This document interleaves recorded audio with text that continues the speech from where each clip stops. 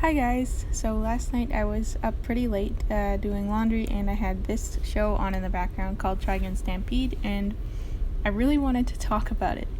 I didn't hate the show, I didn't love the show, it was a little bit depressing, it was visually very beautiful, but why I want to talk about it is because the themes it was discussing were fascinating. Now remember how in the previous video I did about Demon Slayer I discussed it from a Christian perspective even though it was more of a Buddhist show? Well, in this case, it is actually, not that it's a Christian show, but that the Christian references are very overt. So I'm not just saying it from my point of view, but the show itself references the Bible and Jesus and God several times. Now, not that my videos are known for being very good quality by any stretch. This video might be a little bit worse just because I'm working and I have to go on a trip soon, so I don't have a lot of time to prepare. So this is unscripted and me kind of just rambling a little bit, so hopefully it's still interesting and I can still get it off my chest. Okay, here we go. So Trigun Stampede centers around Vash and Nai, who are two boys who grew up on a spaceship, but they are not human. They are known as plants. They're like humanoid generators. They are the first independent, free-willed plants ever created, so they don't grow old, they have their own unique abilities, etc. They are being raised by this wonderful woman named Rem in the hopes that they can help humanity find a better way to survive, since obviously Earth isn't doing so well, hence the spaceship thing. Soon, though, we see Rem helping the boys into an escape pod, and the spaceship apparently crashes, killing most of the people, including Rem, but the boys survive thanks to Rem's sacrifice. Unfortunately, we discover that it was Nai who caused the crash on purpose, with Vash unknowingly helping him by providing an access code. So what is going on? Why is this happening? Why would Nai kill his own mother figure and so many humans? Well, the answer, we're going to have to go back a little bit, which also brings us to the theme of this video, which I'm calling You Are What You See. You've probably heard the saying, you are what you think you are, or whether you think you can or can't, you're right. There must be a lot of truth to that, because even in the Bible it says, as a man thinks in his heart, so he is. I would also like to present a similar theory that you are what you focus on, or rather what you focus on largely shapes who you are as a person.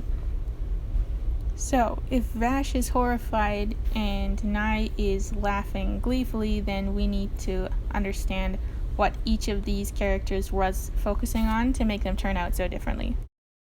As Nai grows up and learns about humans, he sees the atrocities they've committed towards each other, but particularly towards his own kind, the plants. He sees how they use them for their power.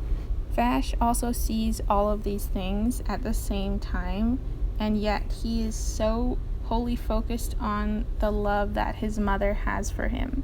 If someone like her exists within the human race, then he cannot disregard them as a whole. Later on, he also meets more humans who care for him, even though they are flawed, but this further cements his devotion to them. Vash has trouble choosing a side, however, because, well, for one thing, he's a frickin' pacifist, and for another thing, he also loves and cares for the plants. He can hear their cries. So initially, Vash faces this issue sort of by not facing it. He feels horrible for all the lives that were lost partially because of him, and so he refuses to take a life ever again, but kind of causes trouble wherever he goes. And then, of course, eventually his brother catches up to him, hence the story. Nai is so sick of seeing his kind tortured by humans that he wants to eradicate all humans and replace them with plants and make the world livable also. And he needs to use his brother to do it. However, Vash of course wants no part in this, although he does sympathize with the plants. Vash wants to coexist with the humans and hopefully someday, somehow, find a way for all of them to coexist. Nai sees Vash as incredibly childish and weak, and even tells him at one point to don his crown of thorns and die in his sinner's stead. Now, it was shown earlier that When I was a boy, he liked to read the Bible a lot, but it made him upset just seeing how awful humans were and all the things they did to each other within it. This is really understandable, especially if you take an isolated incident within the Bible, especially from the Old Testament. But this remark here means that he was also paying attention to the story of Jesus. However, he did not see it for what it was, or rather he saw it very differently. He did not admire Jesus' love nor see him as a hero. He saw him as a fool who died for people who didn't care about him. And he really couldn't be more accurate in describing Vash, because Vash does love these humans even though they largely just hate him. If he were to remove his shirt, you would see his body is covered in scars inflicted by various people. I submit to you that this is not because Vash is foolish, but because Vash is truly good. It's one thing to have compassion on your own kind, it's another to have compassion on all life itself. Nai is clearly the villain of this story because while he does care about his own people, he is mainly motivated by hatred and revenge instead of love. And if he really was purely interested in helping the plants, then perhaps he wouldn't torture and manipulate his brother in order to do so.